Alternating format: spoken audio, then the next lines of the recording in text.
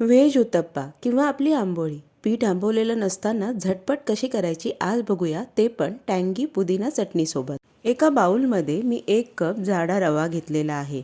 1.5 cup पोहे मी चाळून घेणार आहे। त्यानंतर ते स्वच्छ धुवून आपल्याला या रव्यामध्ये घालून घ्यायचे आहेत। आता यामध्ये आपण 1 वाटी दही घालणार आहोत। दही फार जास्त आंबट असता कामा नये। छान मिक्स करायचं आणि त्यानंतर अजून थोडं पाणी घालून आपल्याला हे 15 मिनिटं तरी साईडला ठेवायचं आहे। 15 मिनिटानंतर मिश्रण चांगलं मुरतं। आता यामध्ये आपल्याला थोडं पाणी घालून हे आपल्याला मिक्सरमध्ये फिरून घ्यायचं आहे।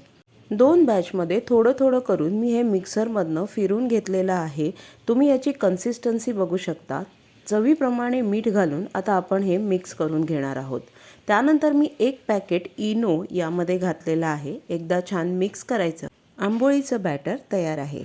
आता पॅनला मी थोडंसं तेलाने ग्रीस केलंय, त्यावरती हे बॅटर घालायचं आणि आपल्याला व्हेज उत्तप्पा करायचा आहे, म्हणून आपल्या आवडीच्या भाज्यांचं टॉपिंग आपण यावरती घालू शकतो। मी गाजर, मिरची, कांदा, कोथिंबीर याचं टॉपिंग घातलंय। तुम्हाला हवं त्या भाज्यांचं टॉपिंग तुम्ही घालू शकता। थोडं तेल सोडून दोन्ही बाजूंनी हा उत्तप्पा आपल्याला छानपैकी फ्राय करून घ्यायचा आहे।